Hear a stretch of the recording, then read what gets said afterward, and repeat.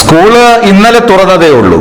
ഇന്ന് രാവിലെ തിരുവനന്തപുരത്ത് നിന്ന് ഞെട്ടിക്കുന്ന ഒരു വാർത്തയാണ് ഞാനും നിങ്ങളും അറിഞ്ഞത്.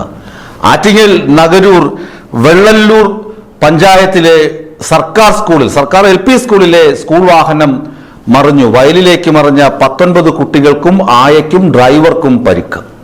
ഞെട്ടിക്കുന്ന വാർത്തയാണ്. തലനാരിഴയ്ക്കാണ് കുട്ടികൾ രക്ഷപ്പെട്ടത്, ആയയും രക്ഷപ്പെട്ടത്, ഡ്രൈവറും രക്ഷപ്പെട്ടത്. തലനാരിഴയ്ക്ക്. ആ റോഡിന്റെ ദൃശ്യങ്ങൾ നിങ്ങളൊന്ന് കണ്ടു നോക്കൂ. ഇടുങ്ങിയ വഴി, ഒരു വശത്ത് സ്വകാര്യ വ്യക്തികളുടെ പുരയിടങ്ങളാണ്, വസ്തുക്കളാണ്.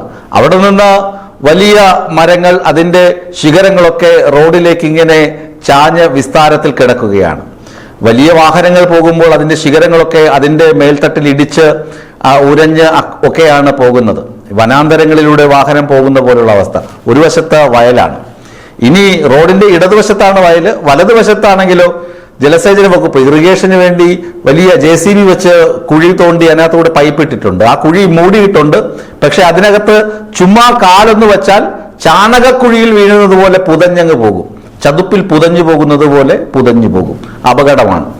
അപ്പോൾ പരിചയസമ്പന്നരായ ഡ്രൈവർമാരാണെങ്കിൽ ആ വലതുവശത്തുള്ള ഈ ചതുപ്പിൽ പുതഞ്ഞു പോകാതെയും ഇടതുവശത്തുള്ള വയലിൽ വീണു പോകാതെയും, എന്താണ് നമ്മളിങ്ങനെ ഈ ചരടിന്മേൽ ആളുകൾ നടന്നു പോകുന്ന കളിയൊക്കെ ഉണ്ടല്ലോ, സർക്കസിലേക്ക് ആളുകൾ കാണിക്കുക, അതുപോലെ സർക്കസിൽ ആളുകൾ പോകുന്നത് പോലെ ഈ ബൈക്കിലും കാറിലും പോകുന്ന പോലെയല്ലോ. ഇച്ചിരി വലിയ വാഹനമൊക്കെ ആകുമ്പോൾ അത് അതിസാഹസികമായൊക്കെ ഈ റോഡ് വഴിയൊക്കെ കൊണ്ടുപോകണം.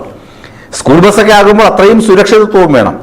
ഈ വെള്ളല്ലൂർ സ്കൂളിലെ ബസിന്റെ കാര്യം പറയുകയാണെങ്കിൽ അതിന് ഫിറ്റ്നസ് ഒക്കെ ഉണ്ട്. ഈ ഡ്രൈവർ ആണെങ്കിൽ പരിചയസമ്പന്നത നോക്കുമ്പോൾ അദ്ദേഹം MVD ഉദ്യോഗസ്ഥൻ പറയുന്നത്, അദ്ദേഹം പറയുന്നത് തന്നെ ഒന്ന് കേട്ടു നോക്കാം. Shankar, assistant motor vehicle inspector, Attingal office. School തുറക്കുന്നതിന് മുമ്പായിട്ട് ഒരു ബോധവൽക്കരണ ക്ലാസ് സംഘടിപ്പിച്ചിട്ടുണ്ടായിരുന്നു. നമ്മുടെ പത്രത്തിൽ കൊടുത്തിട്ടുണ്ടായിരുന്നു. ഈ കഴിഞ്ഞ ദിവസം ശനിയാഴ്ചയാണ് RTO ഓഫീസിൽ നമ്മൾ സംഘടിപ്പിച്ചിരുന്നത്. ബോധവൽക്കരണ ക്ലാസ്. പ്രാഥമികമായിട്ട് സ്കൂൾ തുറക്കുന്നതിന് മുമ്പ് സുരക്ഷാ മാനദണ്ഡങ്ങൾ എന്തൊക്കെയാണ് പാലിക്കേണ്ടത്, ഒരു ഫസ്റ്റ് എയ്ഡ് എന്ന രീതിയിൽ കുട്ടികൾക്ക് എന്തൊക്കെ കൊടുക്കും, അതിനെപ്പറ്റി വിശദമായ ക്ലാസ് ഒരു ഡോക്ടറിന്റെ നേതൃത്വത്തിൽ നമ്മൾ ക്ലാസ് സംഘടിപ്പിച്ചിരുന്നു. ഏകദേശം ഒരു 70ഓളം ഡ്രൈവേഴ്സ് അതിൽ പങ്കെടുത്തിട്ടുണ്ടായിരുന്നു. ഈ സ്കൂളിന്റെ അധ്യാപകരും അധികൃതരും അതിൽ പങ്കെടുത്തു. ഈ ഡ്രൈവർ അന്വേഷണത്തിൽ അറിയാൻ കഴിച്ചത് ഇതുപോലെ തന്നെ പോലീസ് ഡിപ്പാർട്ട്മെന്റ് ക്ലാസ് എടുത്തിട്ടുണ്ടായിരുന്നു. ആ പോലീസ് ഡിപ്പാർട്ട്മെന്റ് ക്ലാസ്സിൽ ശനിയാഴ്ച അദ്ദേഹം അറ്റൻഡ് ചെയ്തിരുന്നു എന്നാണ് നമുക്ക് അറിയാൻ സാധിച്ചത്.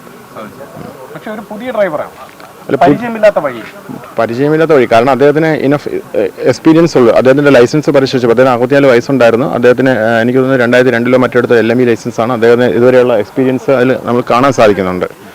അപ്പോൾ അദ്ദേഹം ലോക്കലി എന്തായാലും ഇവിടുത്തെ ഒരാളായതുകൊണ്ട് അദ്ദേഹത്തിന് റോഡ് പരിചയമില്ല നമുക്ക് അങ്ങനെ ഒരിക്കലും പറയാൻ പറ്റത്തില്ല. അപകട കാരണം എന്ന് പറഞ്ഞാൽ വളരെ വീതി കുറഞ്ഞ റോഡാണ്. നമുക്ക് കാണുമ്പോൾ തന്നെ അറിയാം. ഒരു സൈഡ് വയലും തോടുമാണ്, മറ്റൊരു സൈഡ് എന്ന് പറയുന്നത് മരങ്ങൾ ചാഞ്ഞു നിൽപ്പുണ്ട്. അപ്പോൾ സ്വാഭാവികമായും വാഹനത്തിൽ മരച്ചില്ലുകൾ ഇടിക്കാതിരിക്കാനും മറ്റും ഡ്രൈവർ ഇട സൈഡ് ചേർന്ന് വന്നപ്പോൾ നമുക്കിവിടെ കാണാം പുല്ല് ധാരാളമായി പിടിച്ചു വെപ്പുണ്ട്. അപ്പോൾ ഇതിൽ മണ്ണൊലിപ്പ് കിടന്ന ഒരു കാന തൊട്ടപ്പുറത്തുണ്ടാവും. അപ്പോൾ നമ്മൾ വീലിൻ്റെ ആ ഒരു പാട് നോക്കുമ്പോൾ ഈ ബാക്ക് ടയർ ആ കാനയിൽ ഇറങ്ങിയതായിട്ട് കാണുന്നുണ്ട്. അപ്പോൾ അദ്ദേഹം ഈ പുല്ല് നിറഞ്ഞിരിക്കുന്ന സൈഡിലൂടെ വന്നപ്പോൾ അത് റോഡാണെന്ന് കരുതി അതിലൂടെ സൈഡ് പിടിച്ച് വന്നപ്പോൾ പെട്ടെന്ന് ബാക്ക് ടയർ ആ ഒലിപ്പെടുത്തി കിടക്കുന്ന ഒരു ചെറിയൊരു കുഴിയിലേക്ക് വീഴുകയും പെട്ടെന്ന് നിയന്ത്രണം വിട്ട് വാഹനം ഇട സൈഡിലേക്ക് മറിയാനുള്ള സാഹചര്യം. അങ്ങനെ തന്നെയാണ് പ്രാഥമിക നമ്മുടെ അന്വേഷണത്തിൽ നമുക്ക് കാണാൻ സാധിച്ചത്. വാഹനത്തിനെ പരിശോധിച്ചാൽ മറ്റ് യാതൊരു യാന്ത്രിക തകരാറും നമുക്ക് കാണാൻ സാധിച്ചിട്ടില്ല. കാരണം ഇത് കഴിഞ്ഞ ദിവസം ഫിറ്റ്നസ് എടുത്ത വണ്ടിയാണ്. നമുക്ക് കാണുമ്പോൾ തന്നെ അറിയാം വാഹനം മെക്കാനിക്കലി ഫിറ്റാണ്, ഒരു പ്രശ്നമില്ല. എല്ലാം വൃത്തിയുള്ള വാഹനവും എല്ലാം പാർട്സുകളും ഓക്കെയാണ്, കമ്പോണൻസ് എല്ലാം ഓക്കെയാണ് പരിശോധനയിൽ. കേട്ടല്ലോ, അദ്ദേഹം പറയുന്നത് അനുസരിച്ചാണെങ്കിൽ ഈ ഡ്രൈവർ MVDയുടെ പരിശീലന ക്ലാസ്സിൽ പങ്കെടുത്തിരുന്നില്ല. അതേസമയം പോലീസ് നടത്തിയ പരിശീലന ക്ലാസ്സിൽ പങ്കെടുത്തിട്ടുണ്ട്. പക്ഷേ ഈ റോഡ് വഴി അദ്ദേഹം വാഹനം ഓടിച്ച് പരിചയമില്ല. ഇതിനു മുമ്പ് ഒരു വർഷം വാഹനം ഓടിച്ച ഒരു ഡ്രൈവർ ഉണ്ടായിരുന്നു. അദ്ദേഹമല്ല ഇപ്പോൾ വാഹനം ഓടിക്കുന്നത്, പുതിയൊരു ഡ്രൈവറാണ്. ഈ റോഡിൽ ആദ്യമാണ് നടാടെ എന്ന് പറഞ്ഞാൽ ആദ്യമായിട്ടാണ് അദ്ദേഹം ഈ വഴിയിലൂടെ വാഹനവുമായി സ്വരാജ് മസ്തയുടെ ടെമ്പോ വാനുമായി ആദ്യമായാണ് വരുന്നത്.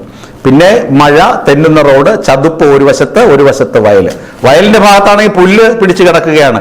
അങ്ങോട്ട് പുല്ലാണോ റോഡാണോ എന്നൊന്നും അറിയാൻ പറ്റില്ല. ഇടതുവശത്തേക്ക് വണ്ടി മറിയുകയായിരുന്നു. ദൃക്സാക്ഷികൾ പറയുന്നത് കേൾക്കാം. കൃഷ്ണൻ സംഭവിച്ചത് നേരിട്ട് കണ്ടായിരുന്നു? ഇല്ല, ഞാൻ എൻ്റെ വീട് ഒരു 50 മീറ്റർ അകലെയാണ്. അപ്പോൾ അവിടെ എൻ്റെ ഭാഗത്തിൽ നിന്നൊരു കുട്ടി ഇതിൽ കയറാനുണ്ട്. സ്ഥിരം കയറി പോകുന്നതാണ്, കാരണം വർഷങ്ങളോളം വണ്ടി പോകുന്നതാണ്. അപ്പോൾ ഇത്തിരി കഴിഞ്ഞപ്പോൾ ഒരു വണ്ടി മറിഞ്ഞു. എനിക്കപ്പോൾ ഡൗട്ട് അടിച്ചു, ഇപ്പോഴേക്ക് പുള്ളി പോകാൻ സാധ്യത ഇവിടെയാണ്. ഇവിടെ എല്ലാവർക്കും അറിയാവുന്നൊരു കേസുമാണ് ഇവിടെ വീതി കുറവാണ്. അതൊരു ചെറിയ തർക്കത്തിൻ്റെയൊക്കെ ഭാഗമാണ്. ആ വീതി കുറവാണ് അവിടെ. എനിക്ക് അപ്പോഴേ ഞാൻ ഓടി വന്നപ്പോൾ ഇവിടെ ബാക്കി എല്ലാവരും രക്ഷാപ്രവർത്തനങ്ങളുണ്ട്. എൻ്റെ ഒരു അനിയൻ രഞ്ജിത്ത്, സന്തോഷിൻ്റെ മകൻ, ഇവരെല്ലാവരും കൂടെ പ്രബീൻ എന്നപോലെ എല്ലാവരും ഉണ്ട്. അപ്പോൾ രാജീവേഷ് എന്ന് പറയുന്ന സുഹൃത്തുക്കളിൽ വിളി ഓടിവാടാ വണ്ടി പൊക്കേണ്ടി വരും. അപ്പോൾ എനിക്ക് അസുഖമൊക്കെ ഉള്ളതുകൊണ്ട് ഞാൻ ഓടി വന്നപ്പോൾ എനിക്ക് ശ്വാസം കിട്ടാതെ അങ്ങനെ ഞാൻ വന്നപ്പോൾ 3 കുട്ടികളെ ഉള്ളൂ. 3 പേരെ കൂടെ പെട്ടെന്ന് എടുത്ത് അപ്പോഴപ്പോഴുള്ള വണ്ടികളും അടുത്തുള്ള വേണു എന്നുള്ള വണ്ടിയൊക്കെ ഇറക്കി അവരെ ഹോസ്പിറ്റലിൽ എത്തിക്കുകയാണ് ചെയ്തത്. ഇനി MVD പറയുന്നത് കേട്ടു, ദൃക്സാക്ഷികൾ പറയുന്നത്, പോലീസിനും ചിലത് പറയാനുണ്ട്. പോലീസിന്റെ IPS ഉദ്യോഗസ്ഥരൊക്കെ സ്ഥലത്തെത്തിയിരുന്നു. അവർ പറയുന്നത് നമുക്കൊന്ന് കേൾക്കാം.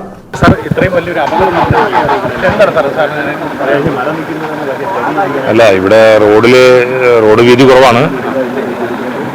അപ്പോൾ അതെന്താണ് സംഭവിച്ചതെന്നുള്ളത് ഇതൊരു അപകടാവസ്ഥയിലുള്ള ഒരു സിറ്റുവേഷനാണ് ഇപ്പോൾ ഇവിടെ ഉള്ളത്. അപ്പോൾ അത് എന്തൊക്കെ ചെയ്യാൻ പറ്റും, ഈ അപകടം ഒഴിവാക്കാൻ വേണ്ടി എന്തൊക്കെ ചെയ്യാൻ പറ്റും എന്നുള്ളത് നമ്മൾ ആലോചിച്ച് റോഡ് റെക്ടിഫൈ ചെയ്യാനുള്ള കാര്യങ്ങൾ, അത് ഇപ്പോൾ റോഡിലേക്ക് മരം ചാഞ്ഞ് നിൽക്കുന്നുണ്ടെങ്കിൽ അത് മുറിക്കാനുള്ള സംവിധാനങ്ങൾ ഇത് നമ്മൾ ആലോചിച്ചുള്ള ആളുകളൊക്കെ ആലോചിച്ചിട്ട് നടപടിയെടുത്ത് അപകടം ഒഴിവാക്കുന്നതിന്.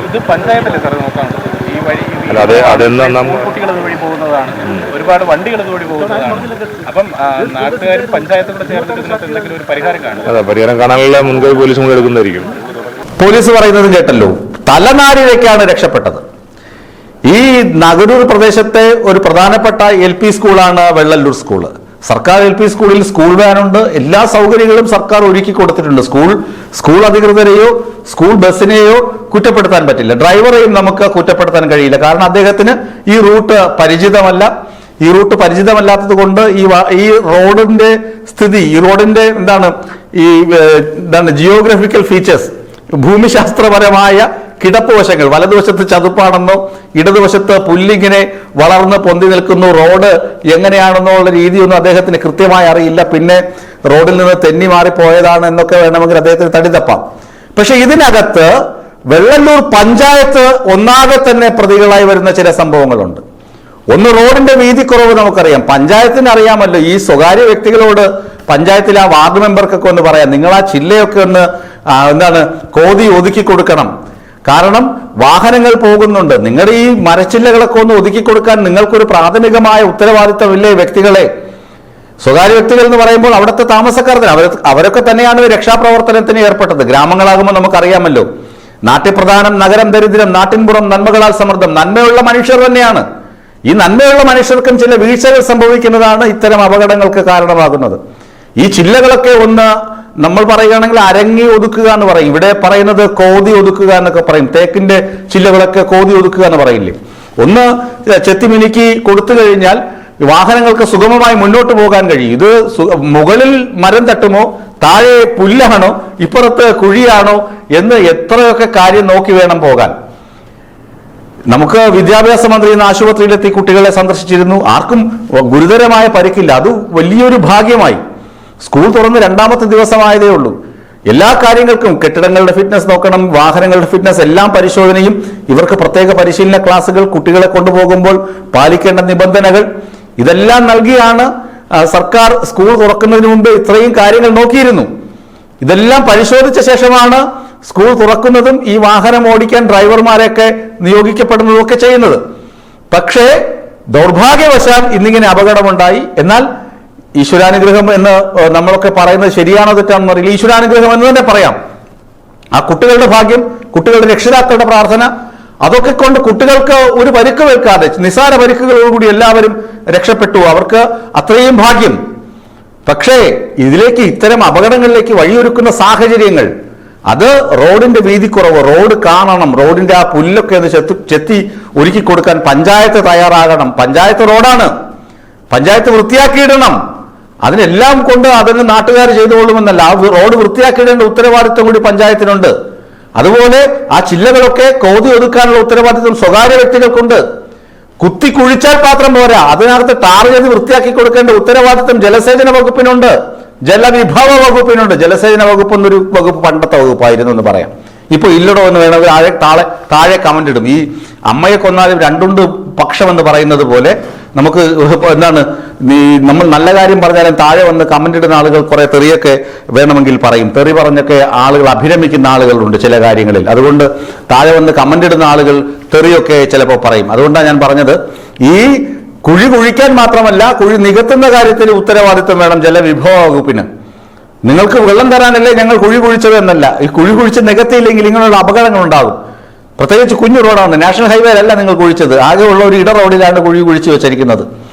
അവിടെ ആളുകൾ ചവിട്ടിയാൽ തന്നെ പുറഞ്ഞു പോകുമെന്ന് നാട്ടുകാർ പറയുന്നത് ഞാൻ കേൾപ്പിച്ചല്ലോ, എല്ലാ ബൈറ്റും കേട്ടല്ലോ. ദൃക്സാക്ഷി പറയുന്നത് കേട്ടു, MVD മോട്ടോർ വെഹിക്കിൾ ഡിപ്പാർട്ട്മെന്റിന്റെ ഉദ്യോഗസ്ഥ ശങ്കർ സാർ പറയുന്നത് കേട്ടു, അതുപോലെ IPS ഉദ്യോഗസ്ഥ പറയുന്നത് കേട്ടു.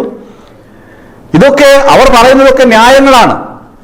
ഇനിയും മനസ്സിലാക്കണം, ഇത് വലിയൊരു ദുരന്തമാണ്. വെള്ളല്ലൂർ പഞ്ചായത്ത് അടിയന്തരമായി ആ പുല്ലൊക്കെ ചെത്തി റോഡ് വൃത്തിയാക്കി കൊടുക്കണം. കുട്ടികൾ എന്ന് പറയുന്നത് നാടിന്റെ ഭാവി പൗരന്മാരാണ്. അവരെ സുരക്ഷിതരായി യാത്ര ചെയ്യാനുള്ള സംവിധാനം ഒരുക്കി കൊടുക്കണം. അല്ല എല്ലാം അങ്ങ് ശരിയാക്കി കളയും സർക്കാർ, എന്താണ് പിണറായി വിജയൻ നേരിട്ട് വന്ന് ശരിയാക്കുമെന്ന് പഞ്ചായത്ത് ധരിക്കരുത്.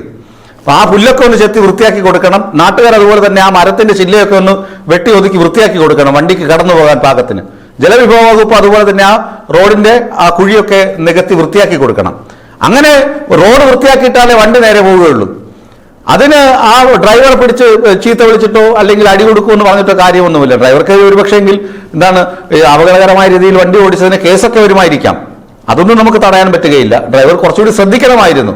ഏതായാലും കുട്ടികൾ ചെറിയ പരിക്കുകളോടുകൂടി രക്ഷപ്പെട്ടത്, പരിക്കേറ്റത് ദൗർഭാഗ്യകരമാണെങ്കിൽ പോലും വലിയ അപകടങ്ങളിലേക്ക് പോകാത്തത് എന്താണ് ഒരല്പമെങ്കിലും സന്തോഷം തരുന്നുണ്ട്. ഏതായാലും ഈ റോഡ് വെള്ളല്ലൂർ പഞ്ചായത്ത് ശ്രദ്ധിക്കണം, പുല്ല് ചെത്തി മിനുക്കണം.